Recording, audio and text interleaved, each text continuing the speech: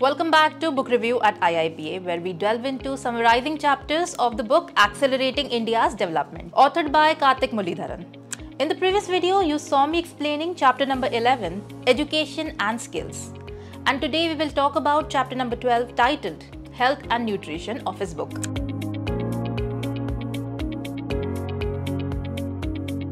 Dr. Muralidharan explores the intricate challenges and solutions related to healthcare in India. He dwells into the significant role that healthcare plays not only in improving individual well-being, but also as a crucial driver of economic productivity through the enhancement of human capital. The author starts by discussing India's performance in key health indicators like life expectancy and infant mortality, noting improvements over the decades but also highlighting that India still lags behind comparable countries like China, Vietnam and Bangladesh. Analysis of health spending reveals that India's public healthcare expenditure is relatively low compared to other regions, which affects the quality and accessibility of healthcare services. Mr. Muralidharan points out a significant reliance on the private sector for healthcare due to deficiencies in the public healthcare system, including high vacancy rates for medical positions and frequent absence of healthcare providers. There's a focus on the disparities in healthcare quality between public and private providers, with findings suggesting that despite higher qualifications, public healthcare providers often underperform compared to their private counterparts. This chapter discusses the market failures in healthcare, such as the information's asymmetry and the non-negotiable nature of healthcare cost during emergencies. It argues for targeted government intervention and effective regulation to improve healthcare market outcomes. Dr. Muralidharan advocates for a greater emphasis on preventive care over curative care, citing the higher social returns and cost-effectiveness of preventive measures. He also suggests practical policy interventions, including increasing public health expenditure, enhancing the training and deployment of healthcare workers, and improving healthcare infrastructure and accessibility. The author recommends innovative approaches like practicum-based training for healthcare workers, investment in medical education, and setting up a dedicated public health cadre to specialize in managing public health outcomes. Recognizing that health impacts stretch beyond the healthcare sector, the chapter advises that health ministries should collaborate with other departments to address broader determinants of health, such as pollution, sanitation, and nutrition. The chapter highlights the critical importance of investing in child nutrition as a long-term strategy to enhance national health, suggesting interventions that can deliver high returns on investments. The author calls for leveraging technology and infrastructure improvement to enhance healthcare delivery, particularly through telemedicine and better road and internet connectivity in rural areas.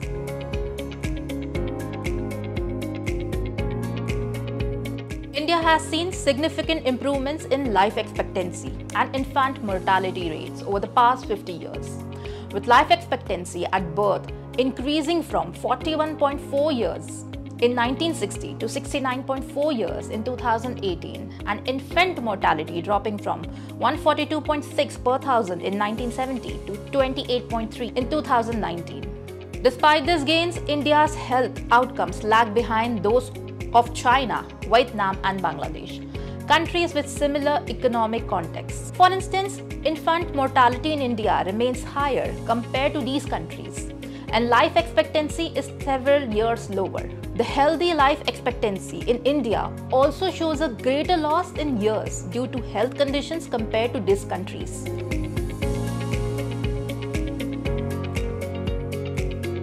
India's healthcare spending is relatively low compared to other regions, with total health expenditure at 3.5% of GDP in 2017, similar to South Asia but less than East Asia and Sub-Saharan Africa.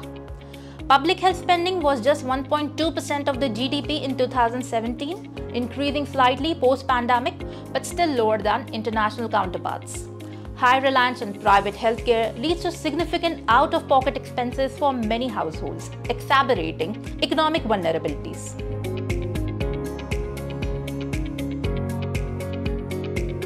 Access to healthcare in India is hampered by staff shortages and absenteeism in public healthcare facilities. Nearly a quarter of doctor positions are vacant and absentees rate are high. This has led to a dominant private healthcare sector where many providers lack formal medical qualification. Quality of healthcare across public and private providers. Quality of care is variable and often poor, particularly in rural areas. Studies using clinical vignettes shows that less than half of healthcare providers can correctly manage common conditions, and there is a notable gap between knowledge and practice. Private healthcare providers, despite lower qualifications, sometimes offer comparable or better care due to or higher effort levels.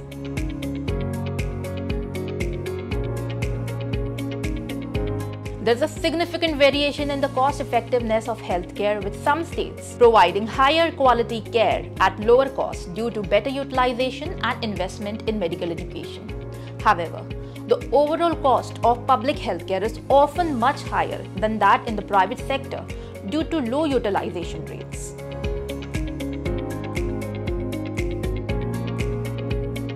Overall, while private healthcare dominates due to accessibility and perceived quality, public healthcare still has potential for significant improvement. Better healthcare provision can also positively influence private sector quality through competitive pressure.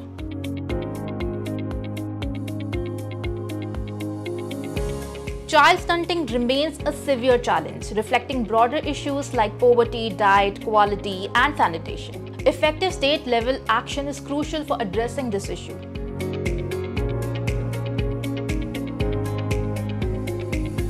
Air pollution is a major health threat, significantly lowering life expectancy and productivity. Addressing air quality can be a critical public health and economic strategy.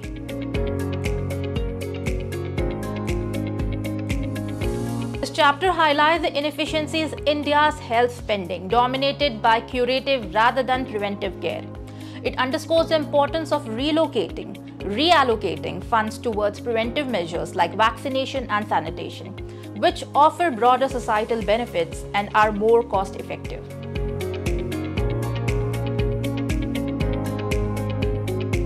The role of the health ministry should extend beyond managing healthcare or to include environmental, infrastructure, and educational policy that affect health outcomes.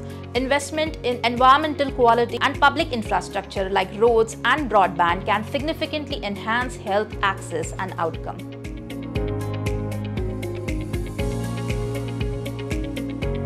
To address the shortage of healthcare professionals, particularly in rural areas, a practicum-based training for nurses and other health workers is suggested. This would ensure a more even distribution of healthcare services and improve the quality of care through practical experience.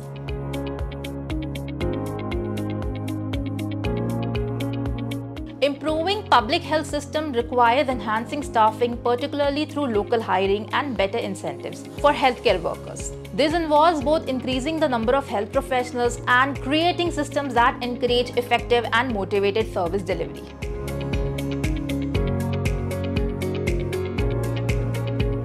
Greater transparency in healthcare markets and the better training of informal healthcare providers is necessity. This approach would empower consumers, improve the quality of care, and integrate informal providers into the formal health system more effectively.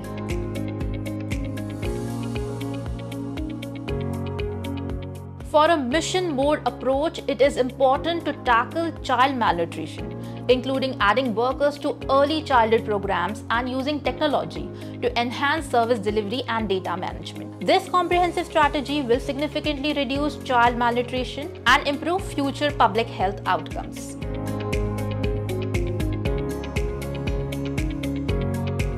Investing wisely in health, focusing on public goods and efficient regulation can significantly enhance India's health outcome and economic productivity, especially in the light of the lessons learned from the COVID-19 pandemic. This chapter underscores the need for holistic and multifaceted approach to health policy in India, aiming to strengthen both the quality and efficiency of the healthcare system while ensuring it is inclusive and accessible for all Indians. Through strategic investment and innovative policy design, this chapter presents a blueprint for transforming India's healthcare landscape. That's it for this time. Stay tuned for the next video on police and public safety. For more insightful discussions on governance and public policy, don't forget to like, subscribe, and hit the notification bell.